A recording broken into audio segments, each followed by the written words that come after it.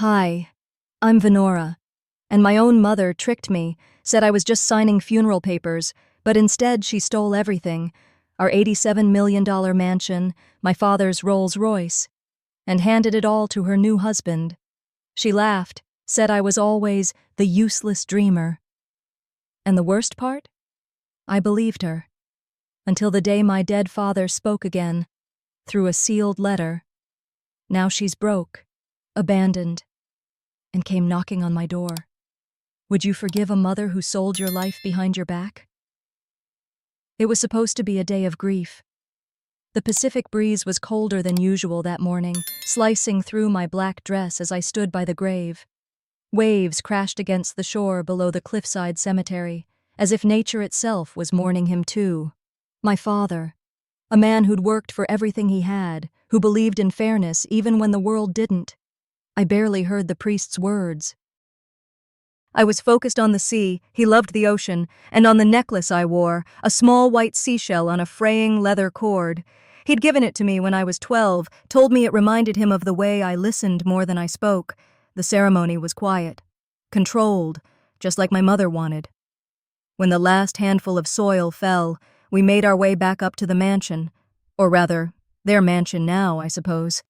It loomed large at the edge of the cliff, glass walls and stone pillars, the kind of house people took pictures of from boats.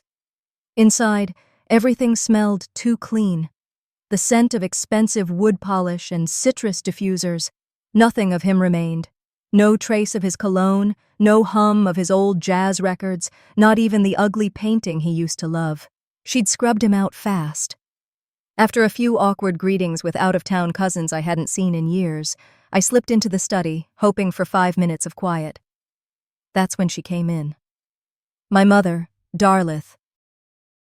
Her heels clicked against the marble, hair perfectly in place. Not a tear in sight. "Venora," she said, holding out a manila envelope. "I need you to sign these. Just some funeral documents, confirming cremation arrangements, asset acknowledgements. Nothing complicated." I didn't reach for it right away. She sighed and stepped closer, placing a cold hand on my wrist. "Don't make this difficult. Your father would have wanted everything settled cleanly." That line, "your father would have wanted," has always been her favorite weapon. I nodded slowly, still too fogged with grief to ask questions. The papers looked boring. Legal terms, paragraphs stacked like bricks. I signed them, every page. She kissed my cheek lightly, smiled, and walked away like she'd handed me a dinner menu. I stayed in the study another 10 minutes, trying to pull myself together.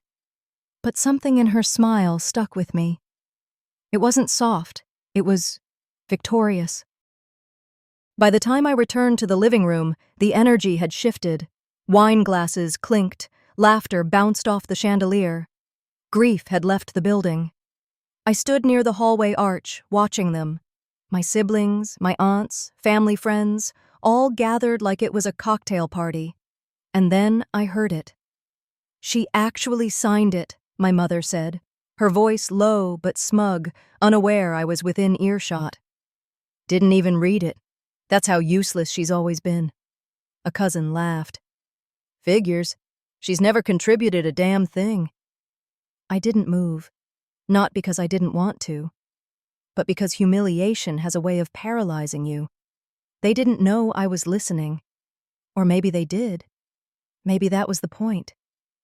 I stepped back into the hallway, chest tight. No one noticed. No one followed. I went up to my old bedroom and shut the door. It still had the same wallpaper from when I was a teenager. Same creaky dresser, same view of the ocean. But it didn't feel like mine anymore. I stared at the necklace in the mirror, running my fingers over the shell. Cheap, pathetic. That's what she'd called it earlier, when I mentioned it during the funeral. "She gave you a bracelet, didn't she?" someone had asked me then. I said no, it was a necklace. Dad's. She'd rolled her eyes. "That tacky thing. I thought you threw that away." I didn't. I never would. I lay in bed that night, the laughter still echoing in my ears from downstairs. But louder than that was one question I couldn't quiet. What exactly did I sign? It wasn't just funeral paperwork. I could feel it in my gut. Something was wrong. Deeply wrong. I got up, walked over to my purse, pulled out the envelope. It was empty. Of course it was. I didn't sleep. I couldn't. Sleep never came. I just stared at the ceiling, the shadows shifting with each passing hour. The house felt colder, emptier than before, if that was even possible. The ocean outside used to bring peace. Now it sounded like a warning I'd ignored. By morning, I hadn't moved. My pillow was still untouched. At around 6 a.m., I gave up and reached for my phone, hoping to distract myself. That's when it rang. It was Roger, my father's old attorney. His voice was tight, like he didn't want to be the one to say what was coming. "Venora, I just wanted to let you know. Your mother's listed the house and the Rolls for public auction this Friday." My throat went dry. "What do you mean listed?" "The documents you signed last week. She used them to transfer the title. It's legally hers now." I stood up too fast. The room spun. I had to grip the dresser to stay upright. "Wait, no." "I thought I was signing off on the cremation, some family acknowledgements. You didn't read them, did you?" I didn't answer. He sighed. "I'm sorry, Venora. I really am." I didn't even say goodbye. I just ended the call and stood there, staring at the shell necklace in the mirror. That same cheap thing my mother mocked. The last gift from a man who'd spent his whole life trying to keep our family from falling apart. And now, with one careless signature, everything he built was gone. I drove straight to the auction hall Friday morning. It was held at a renovated historic building downtown, the kind of place people booked for charity galas and estate sales. The parking lot was already full. Walking through the glass doors, I felt everyone's eyes on me. There was a buzz of quiet murmurs as I passed. "Is that her? Thought she'd be wearing something nicer. She's the one who lost the house, right?" My skin burned, but I didn't flinch. Inside, the photographs of the mansion were blown up on easels. One showed the sun setting behind the glass terrace. Another, worse, was of the Rolls Royce parked in front, gleaming like royalty. I remembered riding in it as a girl, my father letting me press the radio buttons like it was some great privilege. They were auctioning off my memories. I took a seat in the back row, arms crossed tight across my chest. I told myself I'd only stay for a few minutes, just enough to confirm this was real. When they called for bids, the energy shifted fast. People raised their paddles like they were bidding on a yacht or a sculpture, something luxurious and exciting. Not someone's home, not someone's life. The gavel pounded. The mansion sold for well below its worth, but it didn't seem to matter. Applause broke out. Laughter. Even a cheer from some guy in a blue blazer who looked like he'd never worked a hard day in his life. I sat there, frozen. Nobody noticed me. Nobody saw me. Or if they did, they treated me like a cautionary tale. Or worse, a punchline. After the sale, I stepped out into the lobby, trying to breathe, trying to understand how quickly the world could take everything and not even blink. That's when I saw her. My mother. She floated in on heels that probably cost more than my car, her new husband trailing behind her like a shadow. She was wearing a dress I'd never seen before, and around her neck, a diamond necklace that used to belong to my grandmother. It was part of my father's inheritance box, meant for me someday, carefully labeled, preserved. Now it sparkled like a trophy. "Oh, darling," she cooed to a woman beside her, loud enough for the whole room to hear. "I finally upgraded from seashells to real gems." They both laughed. A few others joined in. My hand instinctively reached up, fingers curling around the small shell on my necklace. She looked at me then, eyes cold, expression smug, and said, "Well, some of us were made for better things." No one stopped her. No one questioned her. And that told me everything I needed to know. This wasn't just about a house. It wasn't about a car. It was about erasing me, piece by piece. I walked out into the street, sunlight too bright, traffic too loud, the whole world moving on while I stood there, stripped of everything I'd known. But as I reached for my keys, one thought rose above the noise. If I stayed quiet any longer, they'd erase me completely. I didn't go back right away. I couldn't. But a few days after the auction, I drove out to the mansion one last time, not out of hope, but to salvage anything of my father's that hadn't been claimed or destroyed. I told myself it was just to pick up keepsakes, something small to hold on to. The truth, I didn't know what I was expecting. Maybe I wanted closure. Maybe I wanted proof that there was still a piece of me inside those walls. The gate was already open when I pulled in. A moving truck sat idle in the driveway, and two men in matching blue shirts were unloading boxes onto rolling carts. I stepped inside, and the air hit me like a wall, cold, hollow, and perfumed with some chemical clean scent that had erased even the hint of who'd once lived here. I walked through the entryway slowly, familiar tile under my feet, but everything else, off. Then I saw it. The hallway wall where our family portraits used to hang, every frame gone. In the dining room, more frames had been pulled off.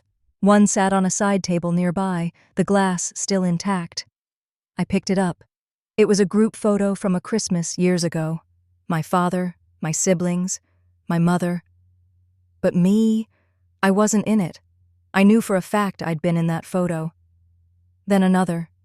Me, Dad, and our dog Molly when I was 10. This time, my part of the picture had been sliced out. Literally, cut with scissors. The hole where I once stood was just blank paper now. I moved from room to room, looking at what was left. Some photos still had my father's face smiling gently, but in the ones where I'd been next to him, at his side, holding his hand, I was erased, like I'd never existed. I ended up in his office, hands shaking as I touched the edge of his old desk. There was still a faint mark on the wood where I'd spilled coffee during college and tried to wipe it before he noticed. He'd never replaced the desk. Said the mark made it ours. Now I doubted he'd even recognize the room. I heard footsteps.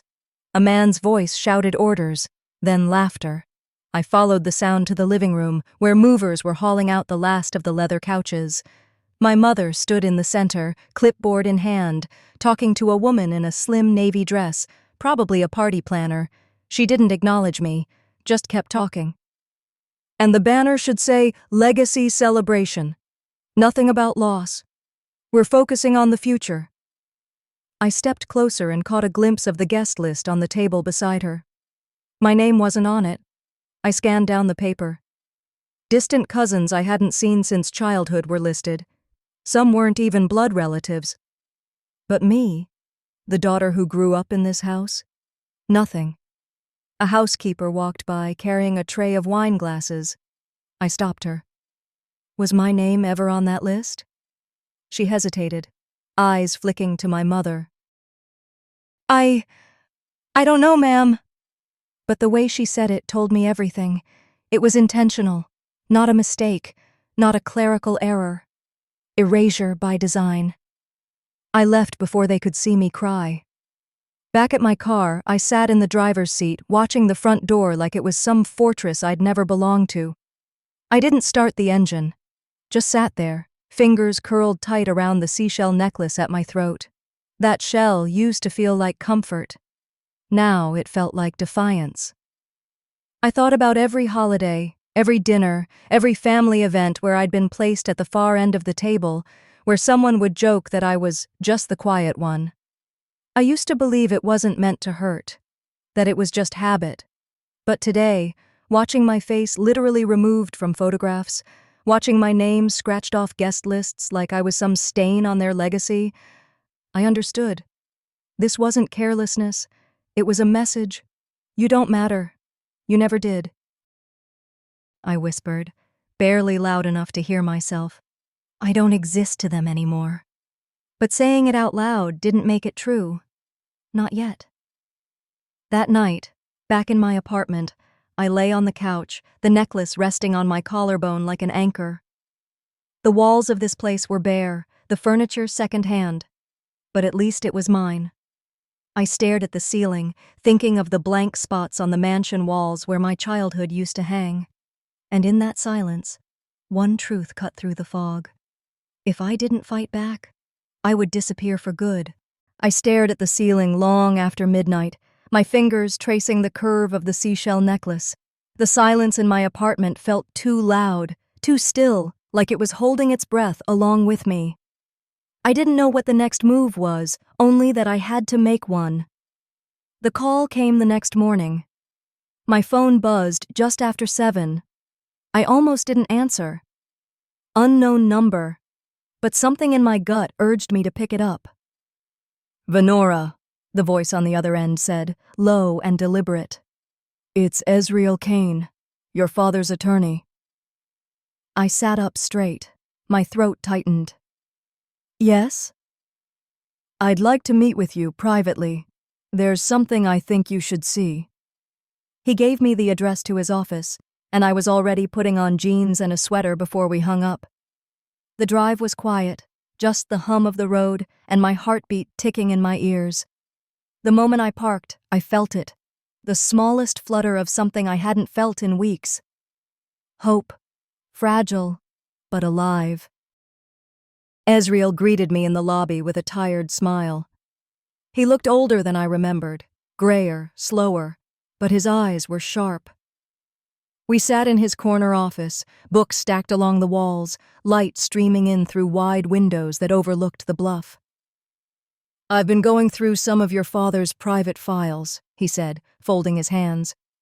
"There may have been an addendum, a handwritten codicil, to his will, one your mother likely doesn't know about."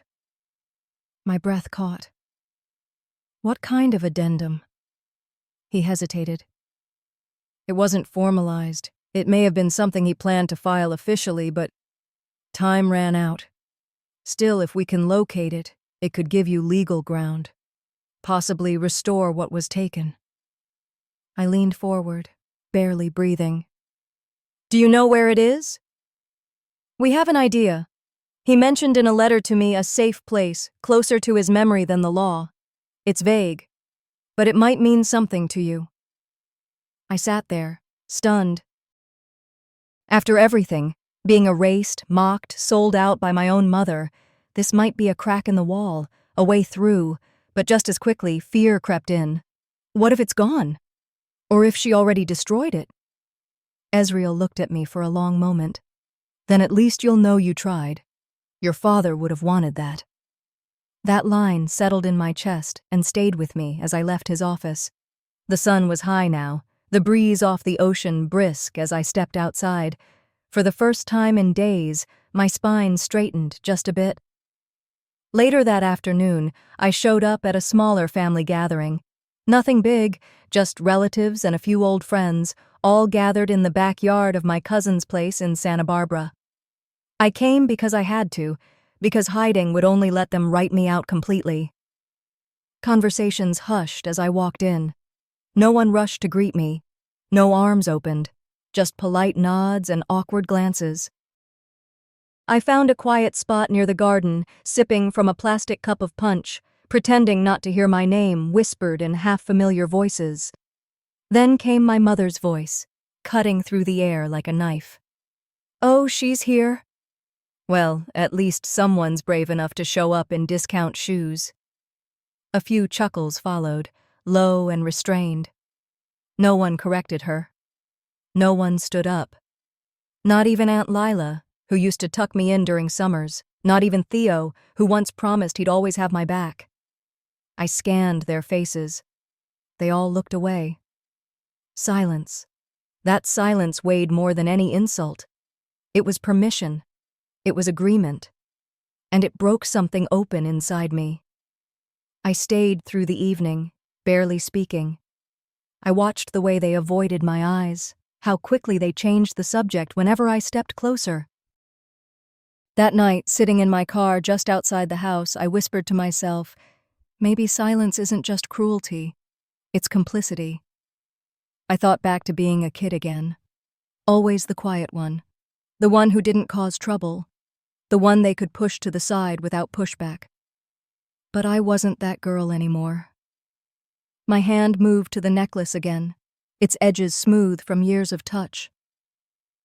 As I entered my apartment later that evening, I caught my reflection in the hallway mirror. Tired, grieving, but something different in my eyes. At the very end of the night, my mother's words floated back to me. She'd been wearing a diamond choker. Flashy, loud, expensive. She'd looked right at me and said to the woman next to her, "You know, I've finally upgraded from seashells to something worth wearing." The woman laughed. Everyone around her laughed. I didn't flinch. I just stood there and gripped my necklace tighter, not hiding it, not ashamed. And in that tiny moment, I felt something shift. I wasn't ready to scream. Not yet. But I was done whispering. For the first time, I thought, what if I wasn't powerless? What if my father left me a weapon in plain sight? That morning, I stood in front of my closet longer than I should have. Nothing felt right. Not the pale blue dress I used to wear to family dinners, not the tailored black one from the funeral, and certainly not the soft knit I'd worn to Ezriel's office. In the end, I settled on something neutral. Clean lines, no frills, the kind of outfit you wear when you need armor, but don't want anyone to know you're at war. The charity event was being hosted on the mansion's lawn. They called it Legacy for the Future, ironic considering how hard they worked to erase mine.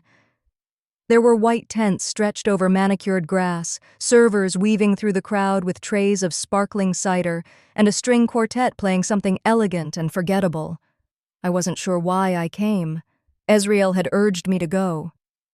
"Observe," he'd said, eyes calm behind wire-rimmed glasses. "You're not here to fight. You're here to see." So I did. I walked slowly through the space like a guest at someone else's wedding, uninvited but tolerated. It didn't take long for my presence to draw looks, polite ones at first, tight smiles from donors who remembered me vaguely as Richard's youngest or Darlith's quiet girl. But then came the sharper stares from cousins and family friends, their eyes narrowing like I'd tracked mud across the marble. I found the donation table tucked near the back, a linen-covered stand with a glass bowl and a clipboard. My hands shook slightly as I pulled out the check I'd written the night before. Just a modest amount. Not much, but it mattered to me. A gesture, an offering. I handed it to the volunteer. That's when I heard her voice. "Oh, please don't bother accepting that." My mother's heels clicked against the flagstone as she approached, her smile wide enough for the cameras nearby. "She doesn't really have money of her own," she said, lifting the check from the volunteer's hand with 2 manicured fingers. "It's always from us, somehow." And with that, she tore the check clean in half, right there, in front of everyone. Laughter bubbled from a nearby cluster of guests. Not loud, but loud enough. I felt every muscle in my face freeze, my throat tightened, my cheeks burned, and my arms locked at my sides. No one said anything, not even the volunteer, who just turned away, pretending to adjust the donation jar. I didn't say a word.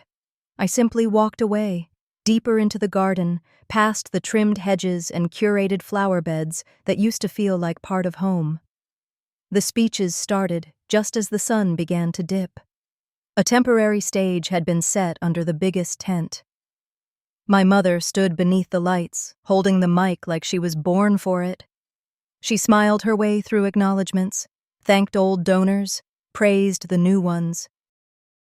She nodded to her husband, called him her anchor through these challenging times, then named my siblings one by one, honoring their loyalty and vision. Then she turned slightly toward where I stood, not looking directly at me. "And of course," she said with a sigh, "there's Venora, always the dreamer. A little lost, but still family." That line dropped like a stone. People chuckled. One woman near me whispered, "She always was the odd one, wasn't she?" I stood still, shoulders squared, breathing slow. She never looked at me. Not once. When the speech ended, people clapped politely. The music resumed, and the crowd scattered for dessert and small talk. I didn't join them. Instead, I slipped away to the far end of the lawn, behind a column of shrubs that used to be where I'd hide as a girl when the noise of adults became too much. I sank onto the bench back there, out of sight, and let the weight of it all settle. Maybe they win if I just disappear. The thought came quietly, not dramatic or loud, just resigned. A whispered temptation. I closed my eyes. The breeze was cooler now, dusk pulling its shadow across the estate. And then, almost unconsciously, my fingers found their way to the necklace again. This time, I didn't touch it like something delicate. I gripped it, hard. It didn't feel small anymore. It felt solid, real. Not a relic, a message. I stayed on that bench until the string lights above the tents flickered off one by one. No one came looking for me, not that I expected them to, but something shifted in me out there in the dark. And that's when I realized. I wasn't holding on to the necklace. I was holding on to a promise my father left me. I just hadn't uncovered it yet. It was just past noon the next day when the knock came. I hadn't slept much after the charity event. I'd taken the bus back to Newport, too tired to drive, and collapsed into the old armchair in my small apartment, still dressed in the same neutral outfit from the night before. I must have looked like a ghost, gray and still, suspended between rage and exhaustion. The knock came again, more deliberate this time. I opened the door to find Ezreal Kane standing there, his briefcase in one hand, a sealed manila envelope in the other. "I need 5 minutes," he said gently. "And then I'll leave you alone." I nodded, stepping aside. He didn't sit. He looked around my cramped living room, then back at me. "Your father gave me this 6 years ago," he said, holding up the envelope. "He said to deliver it to you only if things unraveled." My breath caught. Unraveled? If you ever felt like you had nothing left, if the people around you made you question your worth. He knew there was a chance. Ezreal paused, then added, "He always feared your mother's ambition would twist into something else." He extended the envelope. The paper was thick, heavy. My name written in my father's handwriting across the front. Just my name. No title, no date. I stared at it for a long moment before sliding a finger under the flap. Inside was a letter, written in blue ink, and beneath that, a set of notarized legal documents folded carefully. I unfolded the letter first. "Venora, if you're reading this, then something's happened. I prayed we could avoid. I know I've never been good at showing you how proud I am, but I am. Always have been. You were never the loudest in the room. That's what made you strong. I left some things in place, protections. Not because I didn't trust you, but because I knew who you'd be up against. Everything was drawn legally. You just need to hold on long enough to prove it." "Dad." My fingers trembled. I had to sit down. Ezreal took a seat across from me, placing the rest of the contents on the coffee table. "These," he said, pointing to the documents, "are copies of the original will and the transfer agreements, all notarized, all legally binding, if they haven't been tampered with." I nodded, still not quite breathing right. "So the ones my mother gave me may have been altered." I unfolded both sets, side by side. My eyes scanned quickly at first, then slower. Dates, signatures, formatting, wording. And then it hit me like a jolt. The one my mother had me sign, on the day of the funeral, listed the asset transfer as dated 2 days prior to my father's death. But this original version? It was time-stamped after a conversation he and I had over coffee in his study, one I remember vividly because he said, "One day all this will be yours. You'll know why." The signature on hers looked off, almost like someone traced it. My father always signed with a small loop at the end. This one had none. I looked up at Ezreal. This is a forgery, I said.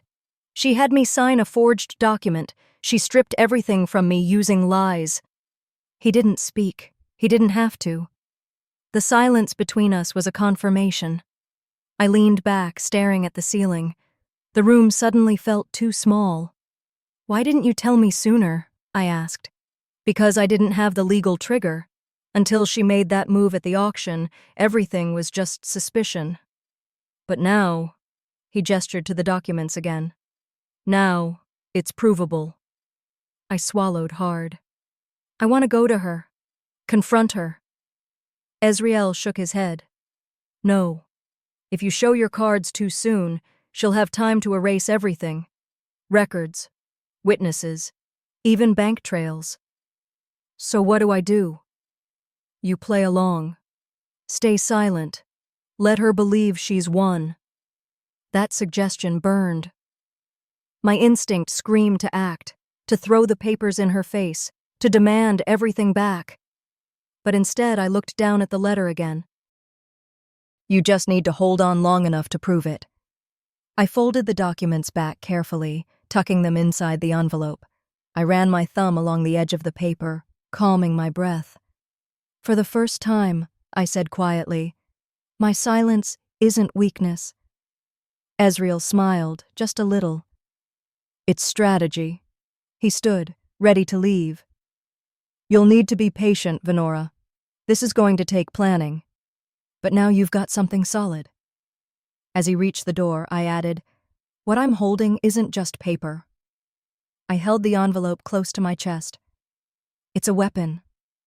He nodded once, then stepped out into the hallway, and I wasn't afraid to use it. That thought echoed in my mind like a steady drumbeat as I drove back up the coastal road. The ocean shimmered beside us, deceptively calm. Ezriel sat quietly in the passenger seat, reviewing his notes, but I could feel the tension coming off him like static. The mansion appeared in the distance, perched arrogantly on the cliffs like it owned the view. Its white stone facade gleamed under the afternoon sun, almost beautiful, almost. But I knew better now. What looked like home was really a tomb built on betrayal. We pulled into the long driveway. There were too many cars parked already, sleek ones, expensive. I recognized a few license plates from my siblings' homes, and one belonging to a cousin who hadn't spoken to me since 2007. They're all here, I murmured, pulling the envelope from my purse and tucking it inside my coat. Ezriel didn't look up, but I saw his fingers tense slightly on the folder in his lap. Inside, the air was thick. Not with warmth or nostalgia, but calculation. Familiar hallways, the smell of old wood polish, and too many portraits watching from the walls. The gathering was being held in the east dining room, the one with the long oak table that could seat 20. I hadn't been in that room since the Christmas before Dad got sick. Voices lowered as I stepped in. My mother, Darlith, sat at the head of the table, in the exact chair my father always used. Armand, her new husband, smug in his tailored suit, sat beside her. My older sister Marissa and younger brother Ethan were across the table, stiff-backed, lips pressed tight. Well, Darlith said, without even trying to hide her smile, the prodigal dreamer returns. A couple of chuckles echoed in the room. Not friendly ones. I didn't respond. I took a seat near the far end, not too close, not too far. Ezriel followed quietly and stood behind me, like a shadow with a law degree. They launched into talk about the estate's future, which mostly meant a long-winded speech from Armand about renovations, branding, and how Dad would have wanted legacy over sentiment. I bit the inside of my cheek to keep from snorting. Then, the show began. Armand stood. Before we move forward, he said dramatically, I think it's time we put the past to rest. He reached into his leather folder and pulled out a set of papers, held them up like a magician about to reveal a trick. This, he declared, is the final version of your father's will. He paused, met my eyes. Then, in one fluid motion, he tore it down the middle. Then again, and again. Gasps. A few awkward laughs. "This paper means nothing now," Armand said, brushing the pieces aside. "Your mother controls the assets. As she should." I couldn't breathe for a moment. Not because of shock, I'd expected something like this, but because of the sheer gall of it. I looked to Ezreal. His expression didn't change, but his jaw was tight. He gave me a quick glance and the smallest shake of his head. Not yet. I kept my hands folded. Marissa chimed in next. "You always act like you were special to him," she said, folding her arms. "But he knew who actually made things work around here." Ethan laughed lightly. "Yeah, you always make yourself the victim, Venora. Some things never change." My mouth was dry. I glanced around the room. These people had shared birthday cakes with me. Childhood vacations. They'd watched me cry at our father's funeral. And now they laughed while his last wishes were shredded in front of them. Then my mother leaned forward, her voice smooth like butter left too long in the sun. "Your father may have loved you," she said, "but he trusted me to run this family. That's why you'll always be beneath us. You don't understand responsibility. You never have." The words hit hard, but not like before. This time, something inside me didn't curl away. I straightened slowly and looked directly at her. "If that's true," I said evenly, "then why are you so afraid of what I carry in my bag?" The room fell silent. Every pair of eyes turned to me. My mother's smile flickered, just for a second. Armand shifted. Marissa glanced down. Even Ethan stopped fiddling with his pen. I didn't move, didn't blink. The envelope stayed hidden, but its presence was a weight none of them could ignore. That single question, sharp, calm, deliberate, cut through the performance like a scalpel. And in that silence, I saw it. The first crack in her armor. And I knew it was only the beginning. The night of the gala, my hands trembled, but not from fear, from restraint. Every step I took across the marble floor of the community hall, I had to remind myself to breathe. My heels echoed with precision, my dress plain but deliberate. I didn't need to shine tonight. Truth would do that for me. The space had been dressed up to look expensive. Gold ribbons, strings of lights, and a slideshow looping on a big screen with pictures of my father smiling beside people who now avoided eye contact with me. My mother had spared no detail. This was no charity gala. It was a stage, a public theater to rewrite legacy in her favor. Ezreal stood at the back of the room, near the AV booth, calm, unreadable. I scanned the faces of those gathered, old family friends, local press, donors, all sipping wine and smiling politely as though nothing ugly had happened inside the very family they were here to celebrate. And then I saw it.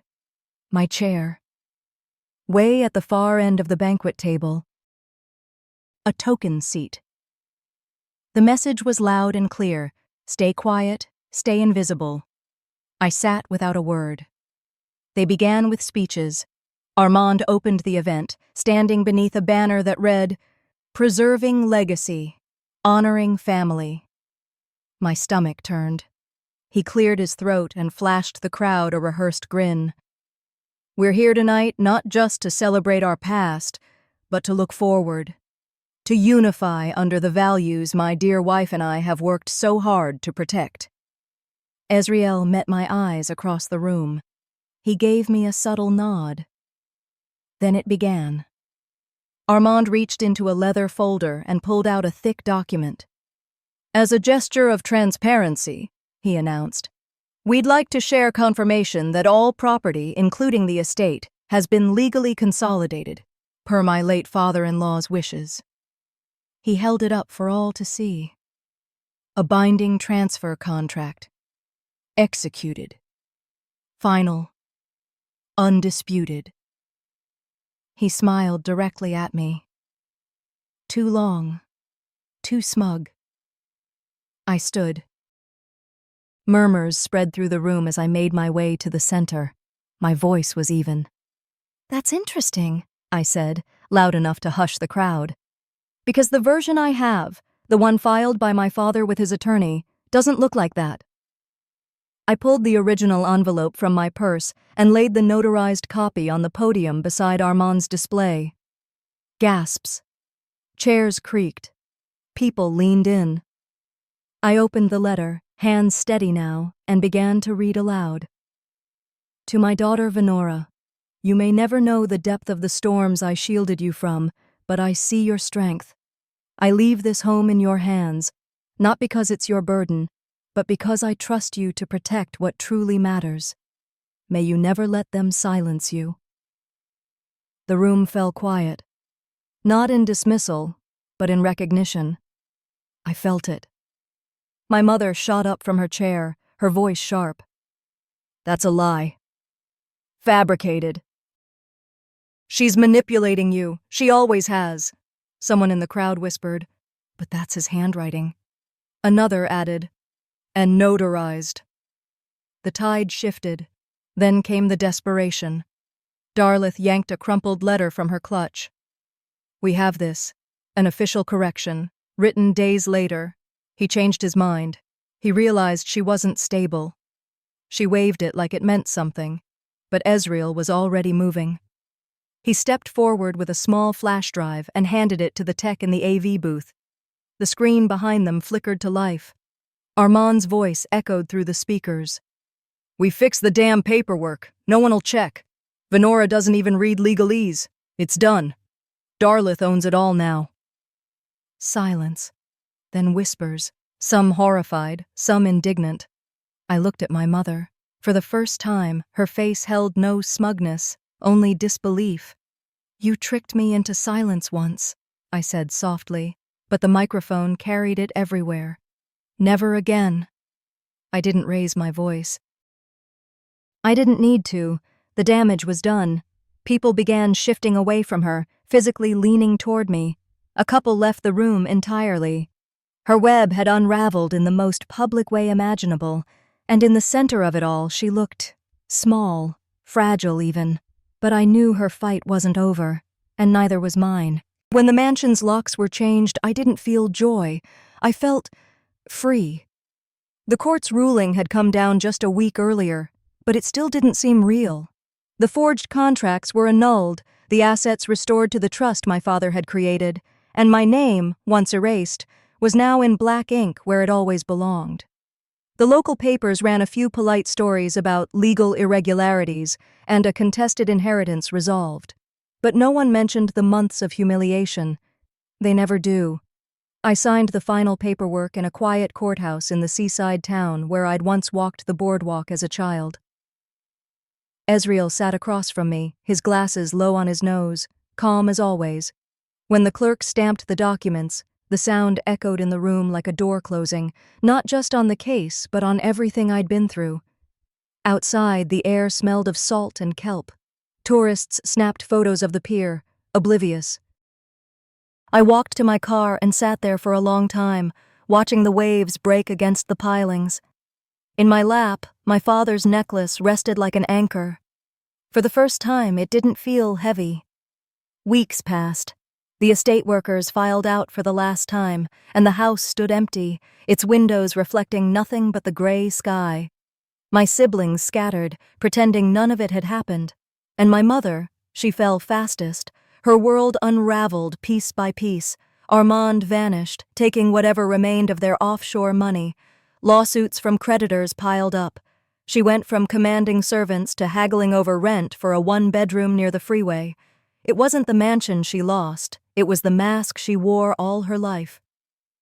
One evening, just as the sun was slipping under the horizon, a knock echoed through my new front door. My apartment overlooked the harbor, small but bright, mine. I opened the door and found her there. She looked thinner, her hair unbrushed, eyes darting like a cornered animal. For a moment, I didn't recognize her.